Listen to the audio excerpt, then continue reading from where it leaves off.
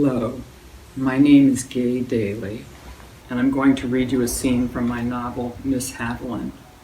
Arthur asks Evelyn, the protagonist of my novel, Miss Havilland, if she would like to travel with him to Boston to meet his family at Christmas. She is thrilled by his invitation, but he warns her she may find his family hard going. She is so in love that she dismisses his concern until she actually meets his mother, Rose, who is condescending and takes an instant disliking to her. By the following day, Christmas Eve, when Evelyn has to meet the entire Bayard family, she is rattled. Arthur's Aunt Lily understands how difficult it is for Evelyn to enter Rose's imposing drawing room. Lily did her best to damp the flames of my anxiety as she led me through the room full of Bayards. Some of them are actually quite nice, dear, if a bit dim, and a few are excellent people. You'll figure out who's who in no time. We'll start with Jedediah. He loves playing the old curmudgeon. If you were one of the tribe and he didn't approve, he'd make your life a merry hell. But you're not. You'll be curious. If he blusters, that's just Jed. Ignore it. And remember, everyone feels awkward much of the time, and I do mean everyone, including my sister. Jedediah was the patriarch of the Bayard clan, and he looked the part, towering over everyone in the room, stick-thin, with high cheekbones and a pointed chin to match his pointed skull, edged by wisps of white hair. His suit, so ancient it looked rusty, hung on him as if he were a hanger. Standing by the fireplace, he surveyed the room with a raised eyebrow, almost a permanent feature it turned out, because he spent so much time looking at the world askance. After pecking her cousin on the cheek, Lily said, "Jedediah, this is Evelyn Havilland, Arthur's friend. They met in Washington."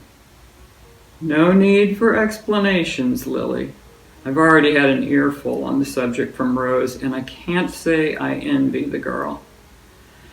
Take a look around the room, Miss Havilland. They seem normal enough for Boston, but I promise you, half of them are mad as hatters. I'd steer clear myself. Centuries of inbreeding." What could I say to that? Fortunately, Arthur walked up behind me and said, "Evening, Jedediah, good to see you. From what I just heard, you've decided to give Evelyn the straight dope. Ought to know what she's getting into." Now I had even less idea what to say. Was everyone assuming that Arthur and I were already engaged? Was I the only one who knew Arthur hadn't asked me to marry him yet? Whatever was happening, it didn't seem like a good idea to agree that the family was mostly mad before I'd even met them. On the other hand, if I didn't agree with Jedediah, I might seem like a complete ass. Feeling a need to show I was not bereft of the power of speech, I said, "I am curious, though that might not be the politic thing to say." "Politic? Hardly my strong suit. Don't expect it's yours either. You're from the West. People there put a high value on frankness. Shoot first, ask questions later." "I do indeed, but tonight I thought it best to leave my shotgun at home.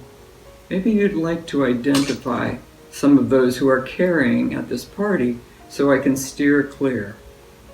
I wanted to give him rein to vent his spleen and myself time to get my bearings. I also wanted to make him laugh. Most of all, I knew I wanted him to like me. "Over there, talking to Rose, that's Louisa, married into the family. And Adams never lets you forget. Bayards didn't sign the Declaration, hence they're nobodies. Tongue like a razor. Nod and smile, that's my advice, since you're obviously not an Adams either."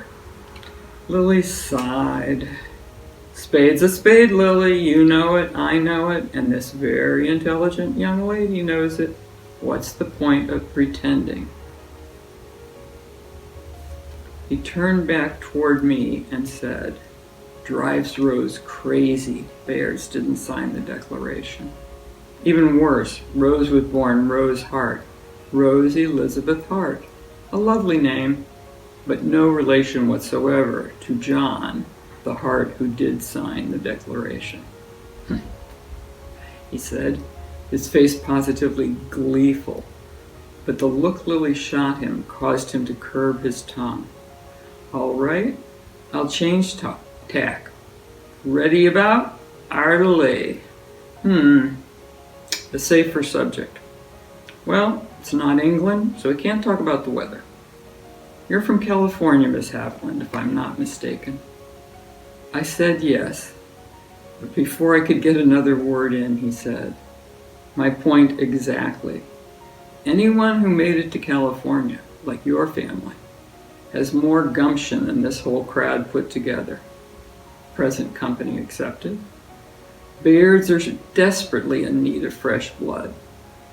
In any case, he said, looking at me with mischief in his eye, if Rose doesn't like you, that's good enough for me.